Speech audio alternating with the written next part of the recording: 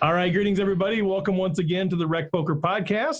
Our official sponsor, as always, is Running Aces Racetrack, Casino, and Hotel, and our other sponsors, Learn Pro Poker and website AMP. This is episode 196, and today we have a chance to share with you part two of our discussion with Matt Hunt. Fantastic stuff. You're really going to enjoy that.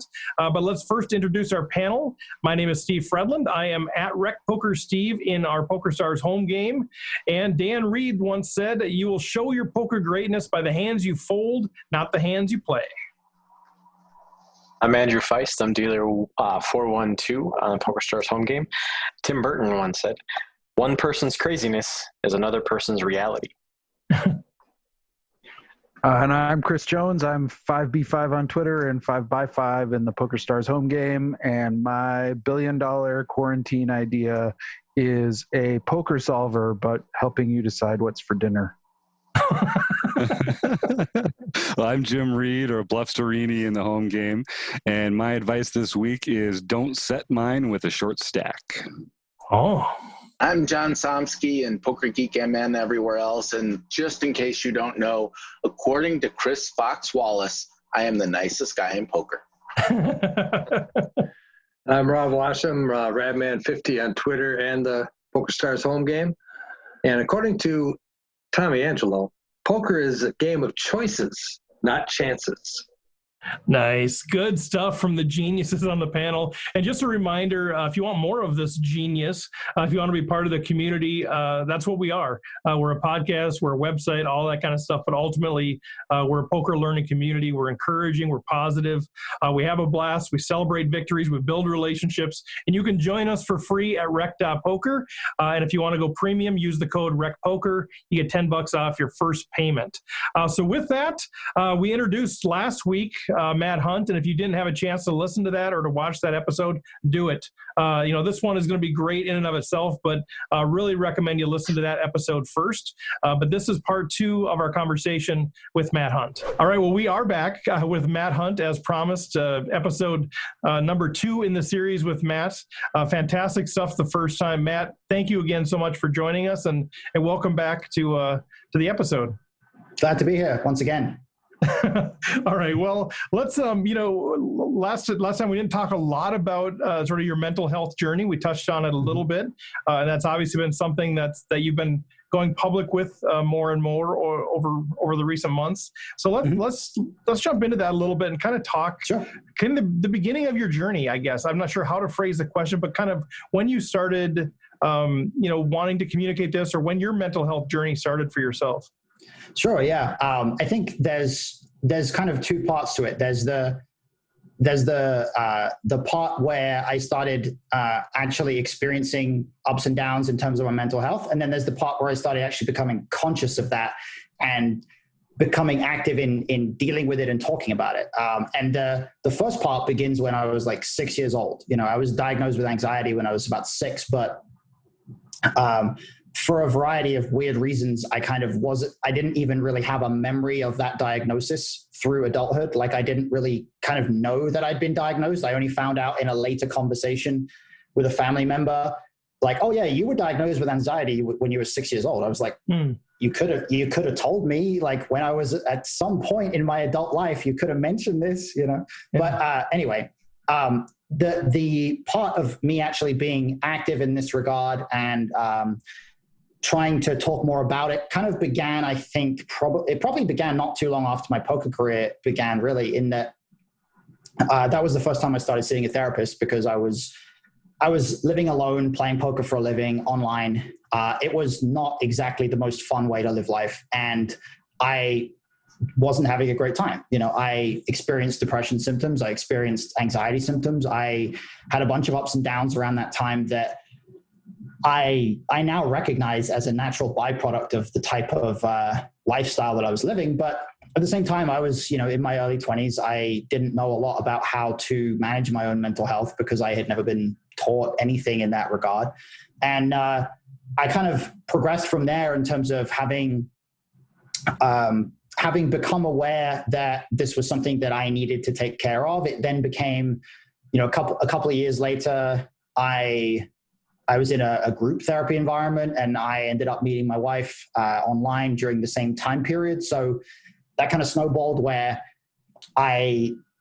through meeting my wife, I started to become more aware of, I started to get somebody else's perspective on how I was acting in certain situations and the symptoms I was experiencing and things like that, to the point where somebody else could now say to me, hey, you have anxiety, or you are depressed right now, or you are experiencing depression. And that type of thing took me a while to, I wouldn't say it took me a while to come to terms with, but I would say it took me a while to really understand that this was something that wasn't just going to go away as soon as I made a big tournament score, or to go away as soon as I lost 20 pounds. It wasn't going to be something like that. It was going to be a journey, as you put it, that lasted a long time. And it wasn't going to just be a thing that I could turn it off at some point, and I think that that realization that this was something that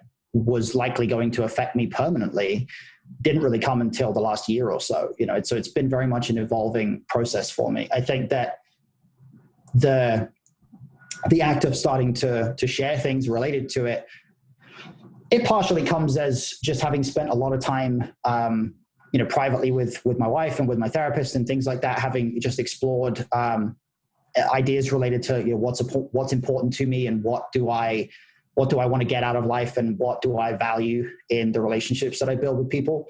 But it also comes as I think a product of just having recognized that there are a lot of other people in poker who are suffering the same way. And part of that is because there's a lot of other people in society that are suffering the same way, and we're a society that has a lot of problems addressing these things. And whether it's within poker or outside of it, I think that I came to a point at a certain time where I kind of felt like the best way for me to ensure that I was always doing right by myself, and making sure that I wasn't going to experience things that I didn't want to. I wasn't going to slide back into periods of depression or things like that, was to continue to not only help my wife, who also has her own mental health struggles, and I've been very active in trying to help her with those, but to try to make steps to pass on what I've experienced and what I've learned, that in a way that could help other people. And I think that at the time when I started to realize, hey, I actually have kind of a platform that I can communicate to people, on social media. I have people who follow me on Twitter. I have a certain kind of profile, a very mediocre profile, but a profile nonetheless in the poker industry. It made me realize I can communicate with people in a way that they might relate to, and that's something I think the world needs. So I think after a certain point, it just became natural to start talking about it more openly. A few years ago, I had my first ever and only really bout with anxiety, and so it's different than yours. It was more of an acute occurrence, but it lasted for a few weeks. And not to tell my story, but at the end of it, I was thinking, is this what people with anxiety are going through? Like, this is awful. Right. It gave me a newfound understanding of it, because if you haven't gone through depression, or if you haven't gone through anxiety, I think it's really hard to understand how crippling that can be in many different ways. And for me, it kind of woke me up to this issue of mental health, because now it was my problem, of course, right? An American, right? So now it's my problem. So now I'm going to get worried about it. But, I started learning more about that. And I really was like, wow, are people actually walking through life feeling like this, anxious about this, depressed about this? And it was really hard. And so, for you, that doesn't sound like it's an acute thing. It's more of a chronic, ongoing thing. Or do you want to maybe describe a little bit about what is going on with you in your situation?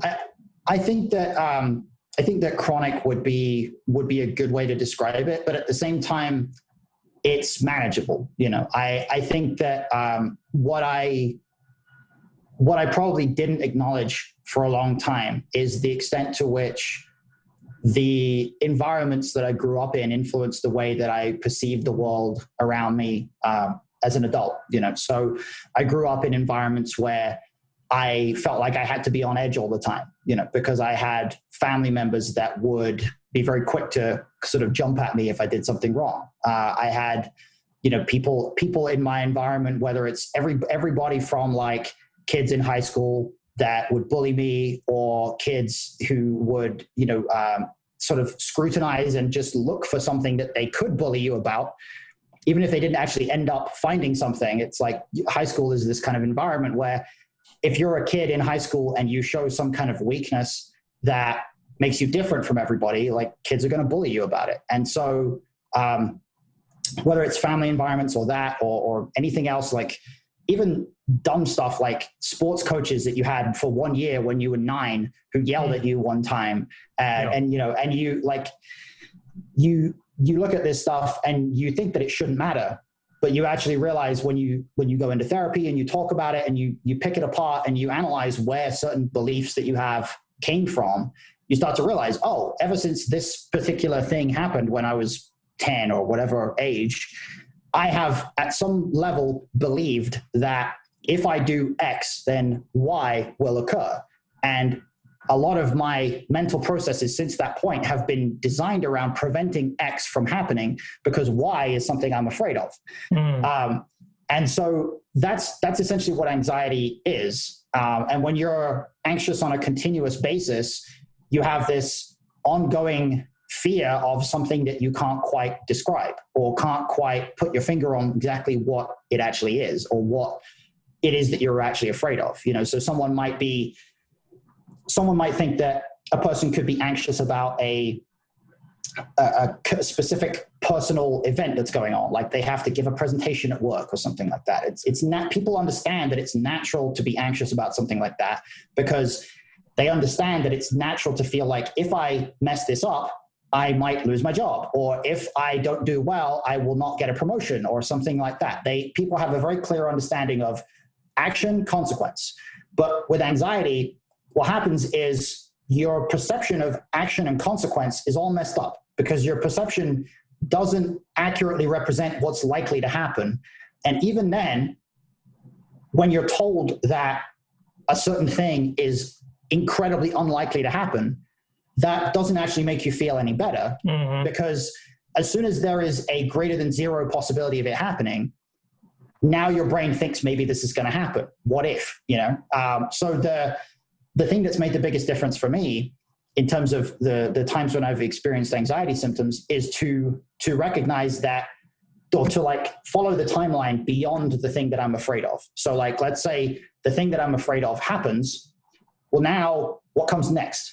What happens after that? And to work to internalize the idea that even if this thing that I'm afraid of happens, I'll still be okay. And the people that I know who experience the least anxiety are the people who have, and I have in fact, I'll just say it. Matt Berkey is the guy I have in mind here when I'm thinking of this, because I think he made a big difference for me in this regard. He's always had this mentality of like, if I go broke, I'll just back myself to not be broke again pretty quickly after that, And that mentality, when I first heard him talk about that, it kind of blew my mind a little bit because I was like, wow, I actually have the option to just have that level of self-belief and say, well, I could fuck things up. Sorry, am I allowed to curse on this? You're okay. Okay, good. All right, good. Well, I guess we'll end the show there. Thanks so much for your time. Right. Yeah. I don't know how you do things in the UK, but hey, we're polite. We should ask first before we curse in the UK. So I gotta make sure. But anyway, if I I have the option to just have the level of self-belief that if I were to just mess up everything in my life, then I could still rescue it and I'd still be okay. And at the time, this was the first time I met Berkey was a few years ago, like 3 years ago.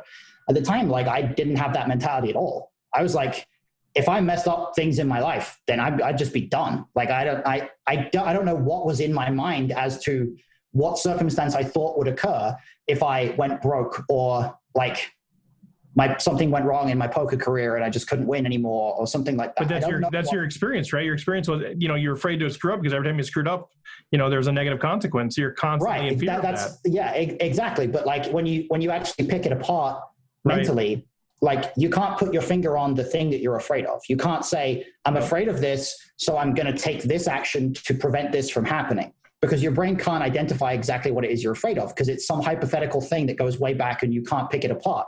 But you have that anxiety because there's some kind of fear that exists of a consequence that you can't define.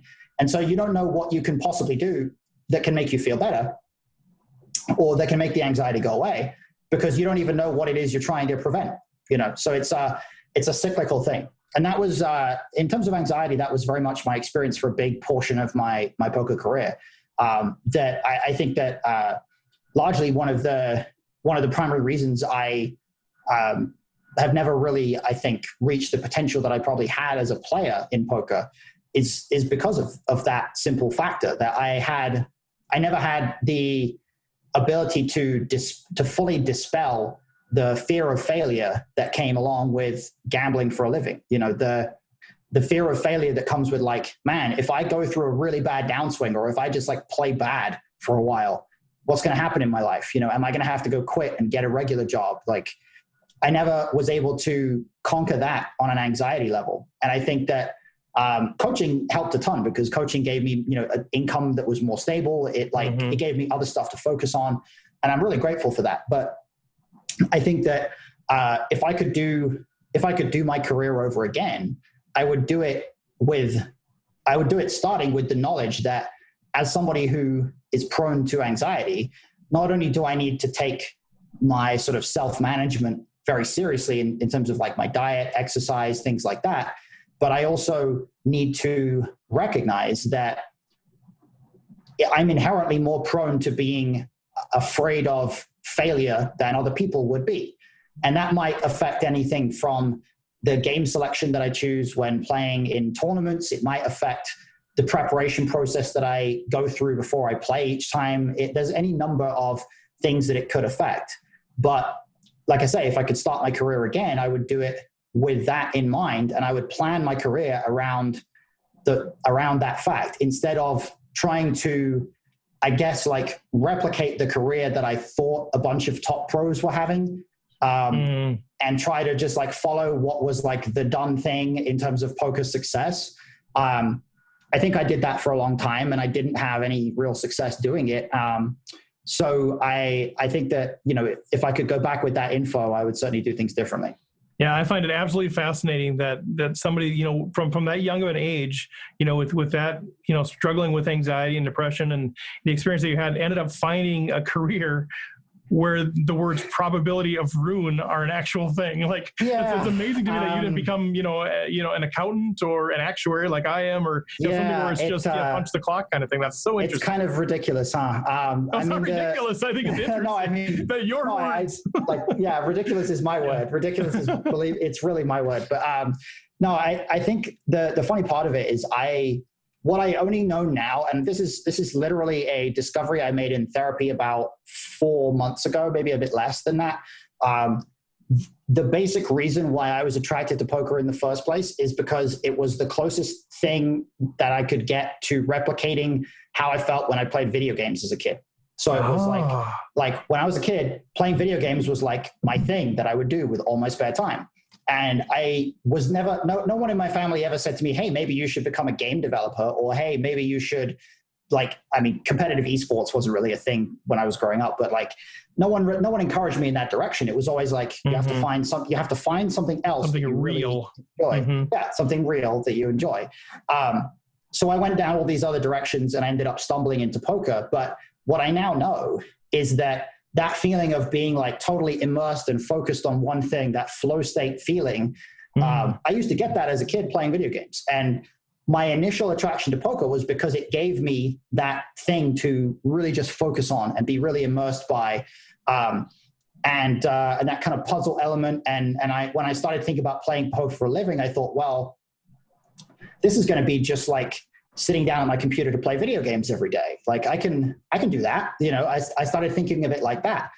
and I only know this looking back now, of course, but like part of the reason why I'm looking with this Twitch project and things like that to transition into a space where I can operate in a gaming sphere as well as just a poker sphere is because that was what I know now is that was the thing I really loved growing up. And I was encouraged away from that. It wasn't just that I was like never given a platform to do that. I was actively told like, stop playing video games so much.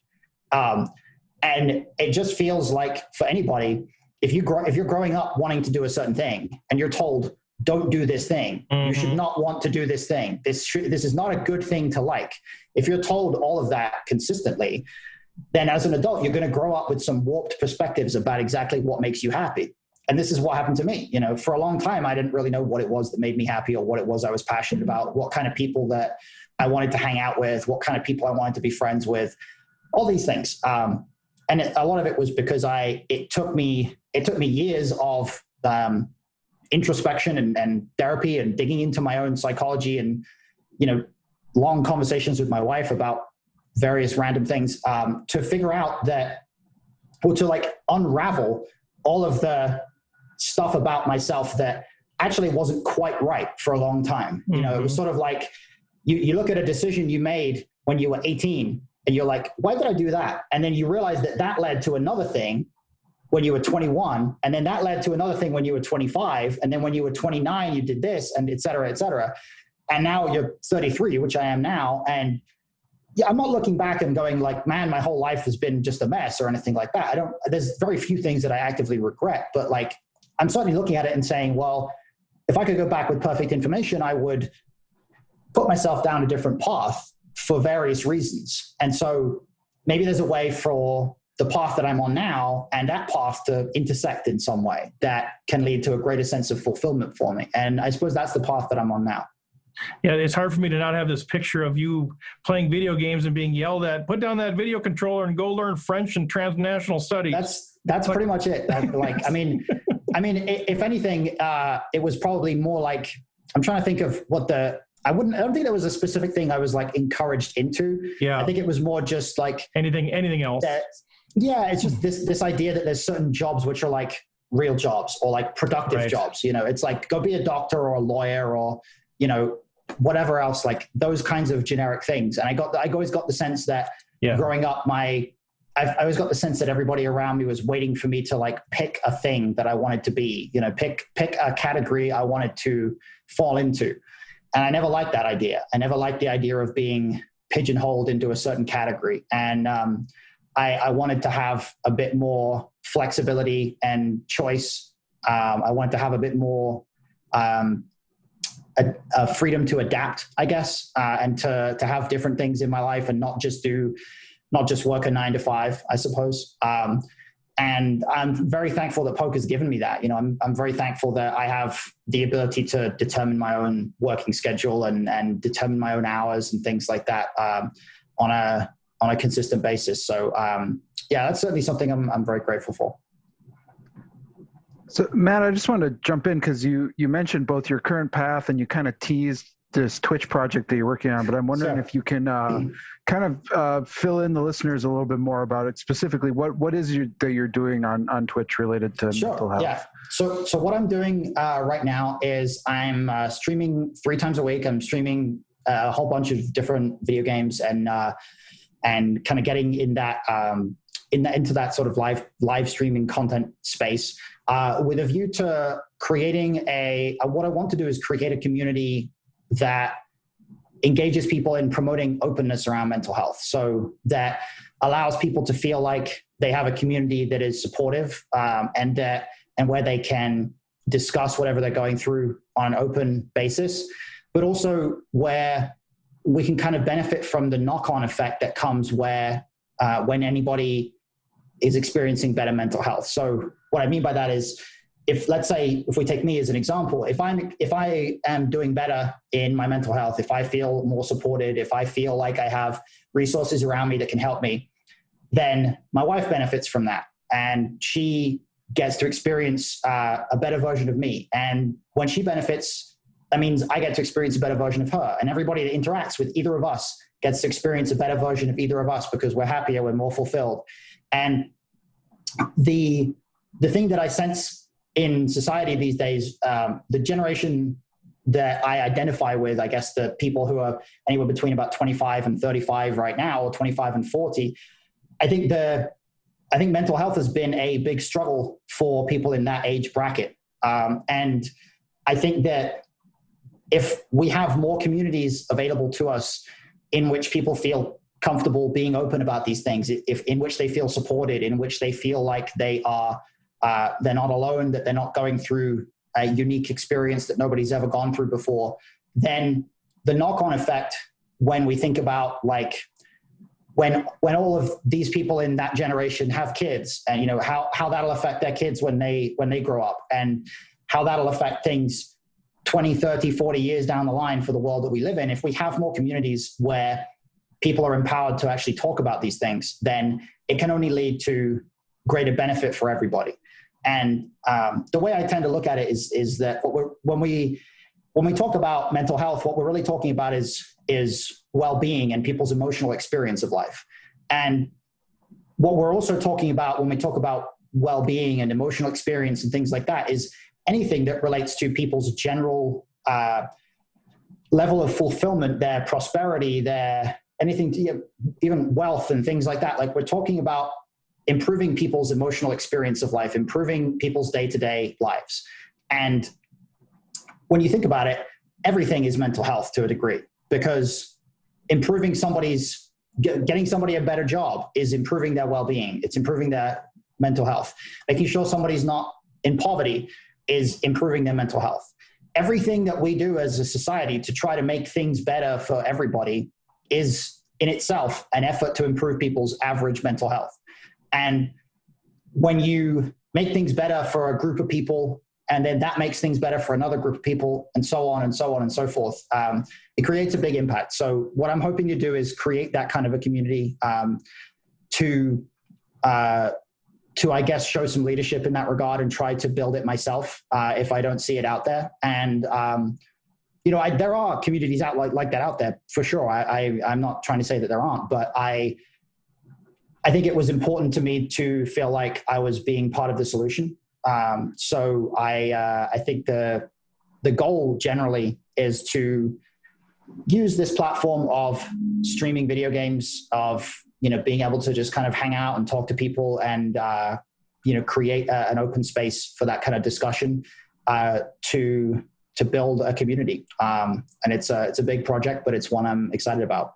Yeah, and one of the things I'm really excited about, both that you're talking about this through multiple channels and this Twitch project, is the fact that I think I don't know, I should probably ask you what you think of in terms of sort of poker and mental health. But it seems to me like my experience is that poker is a game where we talk about the mental game, where we talk about sort of mental toughness, but it is sort of this sort of insular. We expect people to rise to the occasion. We expect them to sort of like withstand pressure. There's all this sort of stuff that's involved necessarily in a game that applies a lot of pressure to you that's the nature of poker.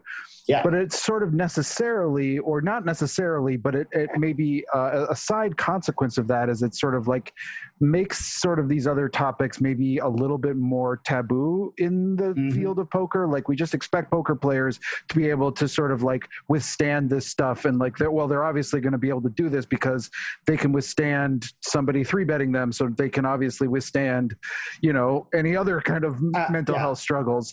And I'm just curious about your feelings to that, and like I just am really excited about your approach to this, because I think it's a space that really needs this kind of light drawn to it. But I'm curious what you think about the game of poker and sort of mental health in relation to it. Yeah, I mean, I think largely everything you say there is very correct. I think there's a narrative about what a great poker player is in poker that exists. And I think that largely that narrative involves a player being able to pretty much deal with whatever might come in terms of bad beats or circumstances that might emerge at the table, and just take a completely kind of stoic attitude, and just to basically just be able to be like, okay, I took the worst beat of all time, and I just took it like I was completely unaffected by it. But then there's also a double standard, because on the one hand, we hold up players who are completely like emotionless to a point where it's like, it's not healthy to be that emotionless. We know that. We don't want people to be that way in everyday life. And yet we worship that in poker. And then the double standard is we demonize people like Phil Hellmuth, who are actually really emotionally involved in the game. Now, I happen to think a lot of the way that Phil Hellmuth's emotions manifest themselves at the table are really bad for the game.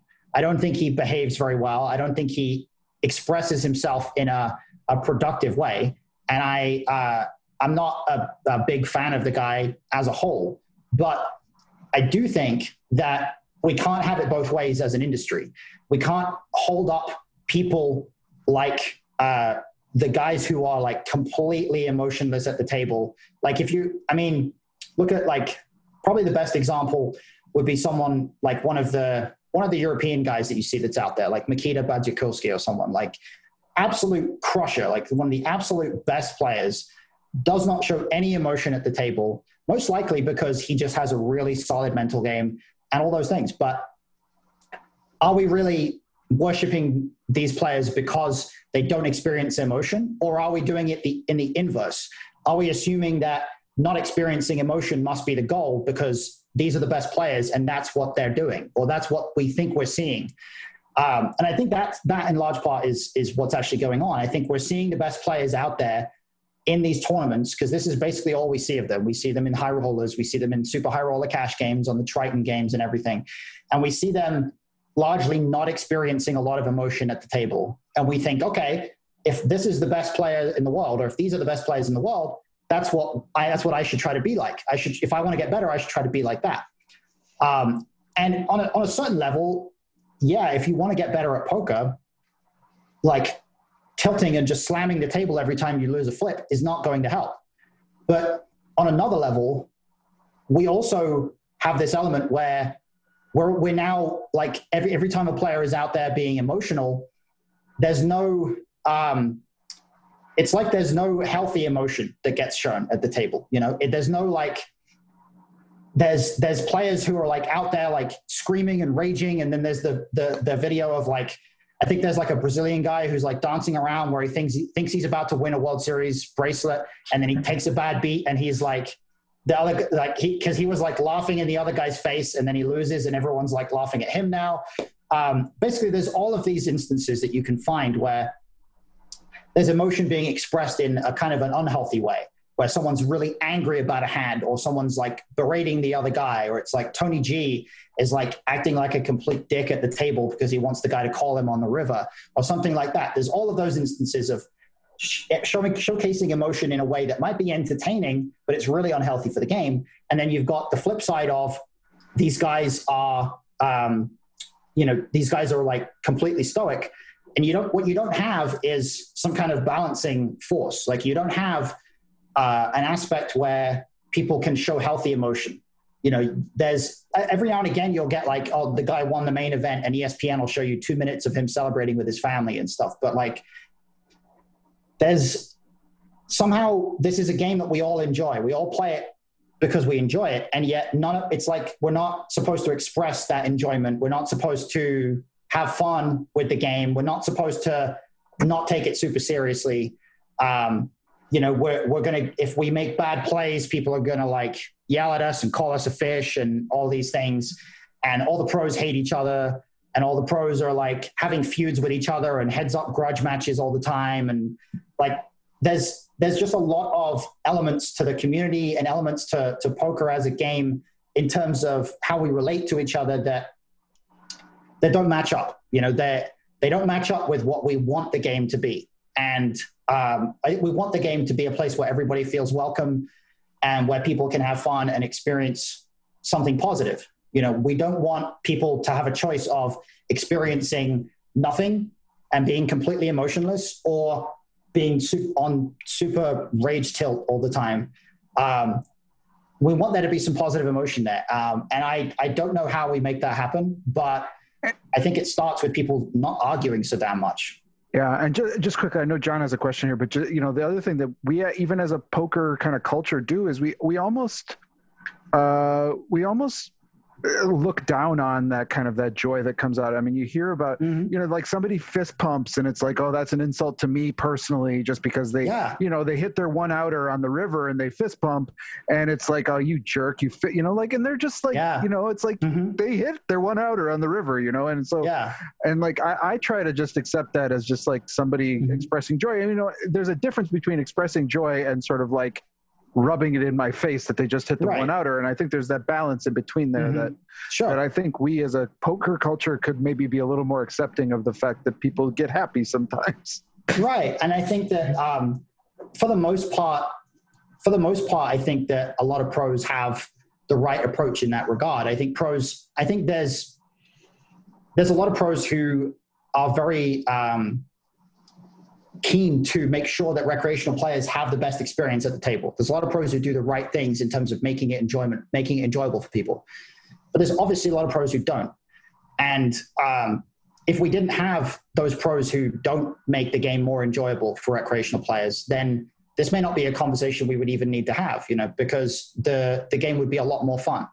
But the reality of it is that the disconnect that's always created is that when you start to prioritize something other than what is going to make me the most money, if as soon as your priorities go from I want to have the most money to I want to make the most money to I want to have the most fun, now you're sacrificing a certain amount of potential EV, potential money.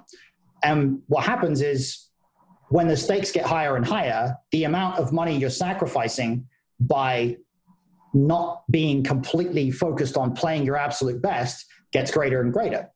So you have hypothetically this space that occurs where everybody at a certain, or at least a higher proportion of people at a certain level are taking the game super seriously, which makes it less incentivized for people to play those games because they're not fun anymore. And then the recreational money just kind of dries up. And so the poker economy, what I've said for a long time is the poker economy hinges on recreational players enjoying the game as much as possible at every level. And the day people stop playing poker for fun will be the day that poker dies. It won't be anything to do with win rates. It won't be anything to do with rake. It won't be anything to do with what games sites are offering and what they aren't. It'll be when people stop playing for fun and people only play for the money, poker will die. And the problem with that is if you want people to play for fun, you have to let them act how they want to act. But in return, they have to be willing to obey a certain kind of code of decency in exchange. And this balance of recreational players, we want recreational players to have fun. We want everybody to have fun. We want everybody to act how they want to act. We don't want people to be abusive. We don't want people to create a bad environment at the table. We want the community to be welcoming to everybody. We want all of that. But at the same time, what we want is for there to be a certain number of people in the community who are just dumping off a bunch of money for everybody to win. The biggest problem with poker, or the biggest challenge poker has to figure out in how to make itself self-sustaining, is currently a big portion of the poker economy is accounted for by the small number of, for lack of a better phrase, whales who donate a lot of money to the poker economy. And unfortunately, in any casino in the country, in any card room you can go into, there will be somebody who can point out to you the local whale who spends a lot of money at that casino every month and acts like a complete asshole, but the casino tolerates him because he spends so much money there, and everybody at the table tolerates him because he's donking off stacks left, right, and center. And somehow poker has to figure out a way to survive in an environment where ideally we don't want people behaving like that, but we also don't want to be dependent on that guy's money for our survival. And that is a challenge that the industry as a whole is going to have to face, I think, because we want people to spend money and have fun, and we want there to be winners in the game and losers in the game. We don't want everybody to just break even. We don't want it to be massively raked to the point where no one can play professionally. We don't want any of these things. But we also don't want to have a game where we require to have a certain percentage of abusive rich assholes in the community at any given point that basically treat the community as their playground to just go in and be insulting to people and yell at them and all of these things. It's a tricky challenge for the whole industry. So I'm going to change gears slightly. And Sure. A lot of this reminds me of things that are really optimizing for excellence. Back in the 90s, there was, and 80s for that matter, and maybe even some today, people kind of used to brag on, this guy only gets 3 hours of sleep a night. This guy gets 2 hours of sleep a night. And now they're realizing that your overall effectiveness in your performance is better if you actually take care of yourself and get an adequate amount of sleep. Yeah. And it seems there is a good parallel with the mental health thing, so that it's not just about making life more enjoyable, although that's a huge portion of it. Taking care of your mental health will actually allow you to perform better and allow you to withstand negative things better. I know for me personally, my wife has had some severe mental health issues that has sometimes been almost completely incapacitating. And watching that from the outside, I totally get where you're saying it makes her life better. It makes my life better when she's on an even keel. Everything is better for everyone. So I think it's an incredibly important thing. And I think it helps you selfishly, and it helps everyone else to take care of yourself. And people need to start to remember and understand that. Yeah, absolutely. I couldn't agree more. I think that it was the time in my career when I started to understand that taking care of myself allowed me to take care of the people around me better, and allowed me to perform my job better, and allowed me to just be better at everything, getting more sleep and things like that. All of that, it took me probably way too long to realize the value of that. But I can certainly say that ever since I started paying much closer attention to all these things, it's been a huge upgrade in my life, and I would assume in the lives of the people that I'm in contact with as well. So I would certainly agree there for sure. Well, and I think another important thing, as you mentioned, just getting it out there and making it okay for people to talk about. To understand that there really is no difference in taking care of your mental health. You wouldn't feel bad if you said, I broke my arm and therefore I need to go to a doctor. And there really should be nothing different about taking care of your mental health as well. Exactly. And that's the point that I would love for us to get to as a society. I would love for us to live in a society where it was okay for somebody to call up their boss and say, hey, I'm experiencing a lot of anxiety today. I need a day off. That being okay is something that we're certainly in the States with the way working culture works here. I think we're decades away from that. And it's unfortunate that that's the case. Here it seems like we're decades away from, being able to take a day off even for the broken arm situation, let alone the actual mental health situation. So I want to be a part of changing things in that regard. And I would encourage other people out there, anybody who's listening to this that owns a business or anything like that. I think making it clear to people who are in your environment that you believe it's important that they take care of themselves in this regard, and making workplaces friendly for people with mental health issues, and making the environments in which we operate friendly for that is important too. And I think my generation, or the younger generations that are around today, people younger than myself, I think very much have an ingrained understanding of the idea that some people are introverted and don't necessarily love being around a lot of people, or some people, let's say, even taking it further and looking at the way that accommodations are now being made for people with autism and people with other disabilities, so that they can join the workforce.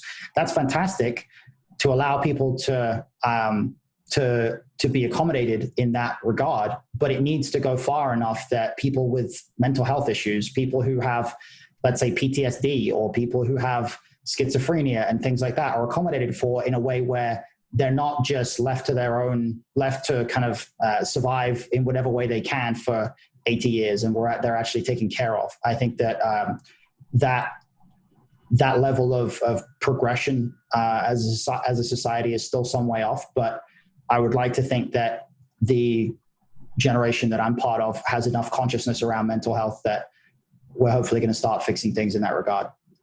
Yeah, it's interesting you share that. So I worked at a very forward-thinking Fortune 500, Fortune 50 company, and I had my PTSD-related anxiety as an analytic, and they put me in the middle of a open office workspace in HR. So someday I'll tell you that story, Matt. It was like, okay, this is not helpful. Yeah, that doesn't sound helpful. The stories I could tell. But a couple of questions. I know we want to wrap up here. This is fantastic stuff, but I really want to get to this question for sure, because you mentioned it several times. And the idea of therapy. And I think just for the people that are listening that are maybe haven't been to a therapist or are reluctant to go to a therapist, whether they have emotional, mental health issues or not, or whatever, I think we all have stuff that could benefit from. But I wasn't really a therapy believer until I went through therapy, and I'm like, why did I not do this 25 years ago for the issues that I've had my entire life? I'm curious, what message would you give to folks that are out there going, whether it's a mental health issue or it's just something else from their past or something they can't get over, that are reluctant to go to a therapist to get help? What's your message? I think the message would be that if you look at the history of your life, whoever is listening to this, if you look at the history of your life, there will be something that happened a long time ago that still causes you some kind of emotional discomfort. And if you were to spend enough time digging around in your own psychology, enough time introspectively looking at yourself, you'd probably find that would have much more of a knock-on effect than you'd think. And on top of that, you'd find other things, and you'd find other areas where there's emotional discomfort around certain things. And if you don't think that you can find these things, if you look back at the history of your life and you're like, nothing gives me emotional discomfort, then I guess congratulations on having solved being a human being. Everybody has these things. And the reason I point this out is because I honestly believe every single person on the planet can benefit from therapy. But the caveat there is that the therapist has to be the right therapist. And finding a good therapist it's a lot like if you were to try to find the right poker coach. You have to find somebody who has the right kind of methodology, the right kind of background and experience for what you're looking for. There are a number of different ways to be qualified as a therapist. There are a number of different accreditations you can get. There are a number of different styles that a therapist can adopt.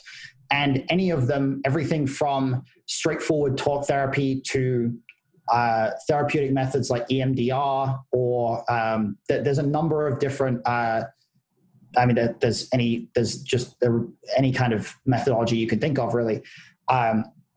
There will be some kind of methodology that is applicable to people with the specific experience that you have had. And the reason for that is because nobody goes through a unique experience. All of us go through experiences that have something in common with some degree of, the population around us. Some percentage of the population around us has gone through a similar experience. And that means there will be a therapist, ideally a therapist that is within your geographical region. But even if there isn't, online therapy is very much a thing these days. I think that if you are unwilling to at least be open to the possibility of seeing a therapist, one of two things is true. Either your life is absolutely perfect, in which case, congrats, or the thought of seeing a therapist is actively scary or painful, in which case you really need to see a therapist. Because as soon as you start to get to the point where there's something that you really don't want to be talking about, or you really don't want someone to ask you about, that's the shit that really needs therapy. And that's probably the thing that was the most impactful for me. And there's still stuff that I haven't talked about with my therapist that I'm like hesitant about. And if you have that stuff, if there's stuff in the back of your mind is like, I really don't really want to talk to somebody about this. If somebody asked me about this, I really would just be like, no, I don't want to talk about that. That's the stuff you have to like pick at and just hack away little chunks of it through talking to somebody. And over time, that will start to produce massive improvements in quality of life. And I can say that because I've been through it. It is so relatable. I mean, that's kind of my thing too. Like, hey, we should talk about that. No, I've spent 40 years packing that away. Why do I want to reopen that thing? Exactly. Even though, I know it's the very thing that would do me the most benefit. So as we wrap up, so, if I'm curious about this, because even, chatting with you about it, I wasn't necessarily sure how to approach it. How to approach it. And I think there can be a concern, I think, for some people, if somebody says they have a mental health issue, they suffer from depression, they suffer from anxiety. Sometimes I wonder a little bit, like, should I be doing something different? Should I, like, how can I help that person? Like, or is it not even my role to help them? Like, talk to the people that are out there going, okay, I now know these people that are sort of being brave and saying, I've got a mental health issue, but I don't know, am I supposed to be different around them? Or, what's your message to the people that want to help? I think largely, what I would say is, make it known to them that you are okay with them being honest when you ask them how they're doing. So, like, if you have someone in your life that you think, this guy probably has anxiety, or this guy might be going through a bit of a rough time right now, and you text them and say, hey man, how's it going? Like, how was your weekend, or something like that, and they give you the standard, like, oh, it was fine, that kind of reply. Press them on it. Like, say, really? Like, because you kind of seem like you were having a rough time, or you kind of seem like maybe last week was rough on you, or whatever it is. Like, don't allow someone to just say to you, yeah, I'm fine, if you think that they're not fine. Like, of course, sometimes people are fine, and that's great. But, like, make it clear to them that when you ask them how they're doing, you actually care how they're actually doing. Because I think the biggest trap that is so easy to fall into with the way that our culture has evolved and how conversational we are is we ask each other how we're doing all the time, but no one fucking means it at all. Like, we're like, oh, how's it going, man? And it's like, you don't actually care how this guy is. He's a client, or like he's some guy that you see at work once a week when he makes a delivery, or like something like this. You don't actually care how this guy is. And I'm not saying, pretend to care about these people, or like, I'm not saying don't say how's it going to somebody if you don't actually care. I'm saying that with the people in your life that you actually do care how they're doing, make sure that they know that, and make sure that they recognize that if they wanted to speak about something personal, if they wanted to be open about the fact they were having a really shitty month and things were going badly or something like that, make sure that they know that you're there. And sometimes that's going to require conversations that feel a bit weird. Sometimes it's going to require putting yourself in a position where you say to somebody like, oh, hey, I'm here if you ever need to talk about anything. And they're actually fine. And they're like, dude, like, what's going on? Like, I'm fine. Why are you like pushing me like this? But that's a small price to pay for the one time that they're actually in a rough spot and they really do need somebody to talk to. So I guess just be willing to be genuine when you actually check in on somebody, I suppose. I love it. Good stuff. Well, okay. So Matt, we're going to wrap up there, but sure. People are listening to this. This has been super helpful. I love your journey that you're on. I love that you're being public with it. Obviously it's going to be helping hundreds, if not thousands of people that are connected with you. So how can people connect with you, whether it's on social media or the Twitch project that you're on? How sure. can we do that? So my Twitter is at Mental Health Gaming. It's mental MNTAL. I didn't have space for the full thing. MNTAL HLTH Gaming. And the Twitch project, my Twitch stream is mental_health_gaming. It's pretty straightforward. I'm also going to likely be like double streaming to YouTube at the same time. So I think I'm on YouTube. I think I'm just MH Gaming. It's possible this fun fact I discovered recently, there's another guy with a YouTube channel called Mental Health Gaming, and a Twitch and a Twitter account called Mental Health Gaming, and a website called Mental Health Gaming. So I may have to rebrand based on all this, but for now I am mental_health_gaming on Twitch, and I'll be streaming every Tuesday, Wednesday, and Thursday from 9 a.m. Pacific. I'm excited because tomorrow we get to play one of my favorite games of recent years called God of War. So I'm looking forward to that very much. He's smiling big. If you're not watching the podcast, you're listening. He's got the big smile. Well, anything else that you're kind of hoping we would have covered over these last couple episodes that we didn't cover, or any kind of final words for people? You've gone into a lot of depth. I don't think there's too much else. We covered the mental health stuff. We covered a lot of poker stuff. So I'm about spent, I think. Yeah. All right, Matt. Well, thank you so much. We've got some other business we're going to take care of here. So feel free to sign off with our gratitude. No problem. Thank you, man. I appreciate you having me. I'll come back anytime. Good to meet you guys. Very enlightening. I think it's really courageous what he's doing. I know that my age, which is, at least 10 years older than anybody else in this panel, there's always been a stigma, I think, with mental health from when we were very young. It was always man up, rub some dirt on it, and get going, So I think what Matt had to say was very important about what the younger generation is starting to do and starting to realize the importance of taking care of yourself, not only physically, but mentally. So I like his message. I really think that's something that is going forward. It's going to help the world, basically. No, yeah, I agree. It's great stuff. And like all the stuff he's doing on Twitter, he's getting people engaging, in conversation about mental health.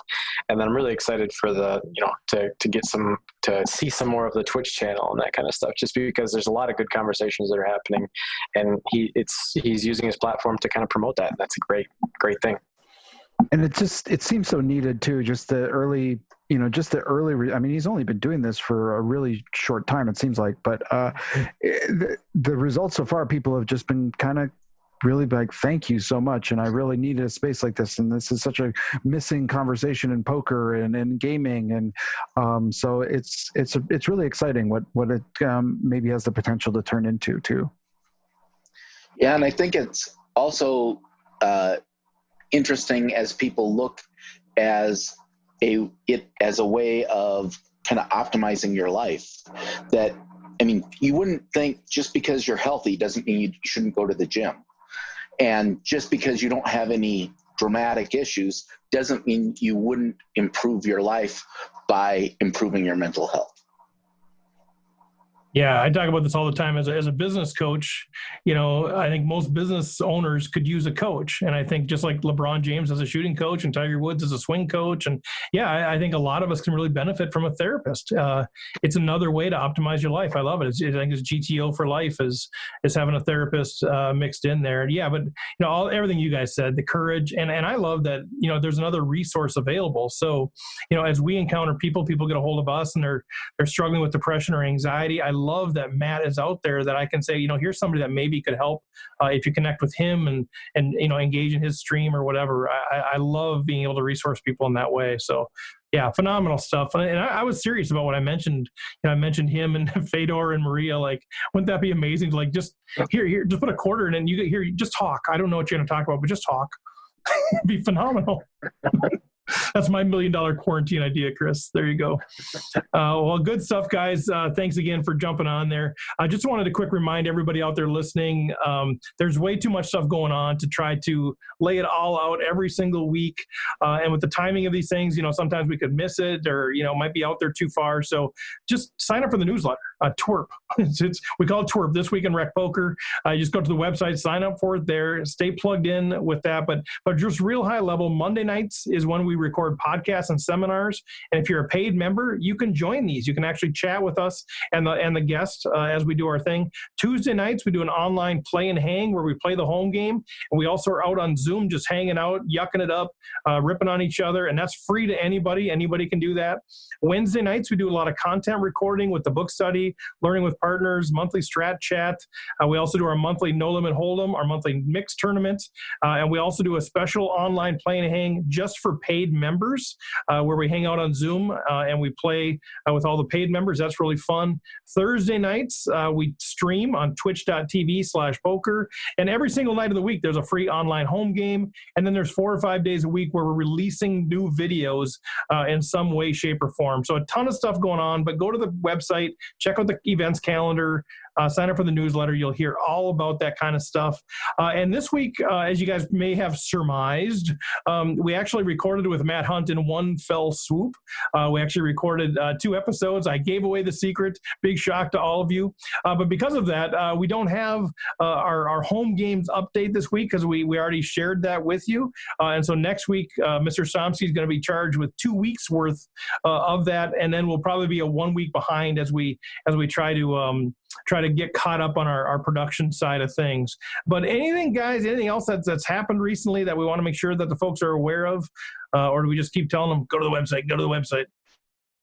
Go to everything, go to the website. We put posts out there like every day. There's at least 1 or 2 posts of what happened, whether it's the home game results. Somsky does an amazing job. If you're not on Discord or whatever, go to the website. Every day he puts out, here's who won, here's who they battled heads up, here's the final table. It's unbelievable. So go check that out, and then you also will know when everything else is being released. Go to the homepage. There's like a 9 box there of all the latest stuff. You want to see what the latest book study is with Mr. Washam, go click there. It's just phenomenal. So go check it out. Website Mark did an amazing job setting that thing up. So with that, guys, unless I see anybody flagging me to stop. I mean, the only thing I want to say is that you mentioned it. We put stuff out 4 or 5 days a week, and not all of that's just for our premium paid members. Like on a lot of our Friday videos are, if they're not free to the public, they're at least free to members in the community. So get a community account for free. It costs you nothing but your email address, and then you can take advantage of all these great videos that we put out each and every week. Phenomenal. And even if you're a free member, you can become an affiliate for Rec Poker. Like if you want to tell the world about us, sign up for the affiliate program. It's free, and then you get a kickback if anybody signs up using your link. So you can do that as a free member. Go ahead, John. Well, I was just going to say, I did want to apologize. This last Sunday, I got so busy, I forgot to actually post the results, so I had to post them both this morning. But that is the first time that's happened, and hopefully the last. So I've been bragging you up about this, and you actually did. You made a mistake. First one of 2020. Oh, man, we had such a good run, too. Yeah, under merit. It took almost 8 months, but he made a mistake. Oh no, I'd made other mistakes too. We just didn't know you were about it. He's an IT nice guy. You can hide those. It's nice knowing you. Yeah, it was a good run. So it's been good knowing everyone, and hope you guys have fun with the podcast. So awesome. All right, well, there he goes, the nicest guy in poker. Good run, good run with Rec Poker. And that's too bad. Yeah, well, nice. Can't wait till next week when we have Sam Johnsky on. The other way. Flip his image this way. Yeah, can we revert his image? Very nice. All right, guys, fantastic stuff. Go to rec.poker, sign up for the newsletter. Thank you, Running Aces Racetrack Casino and Hotel. Thank you, Website Amp. Thank you, Learn Pro Poker. Thank you once again, Matt Hunt. Amazing stuff. Thank you, Chris Jones, John Somsky, Rob Washam, Jim Reed, Andrew Feist. For them, Steve Fredlin signing off, and we will touch base with you next week.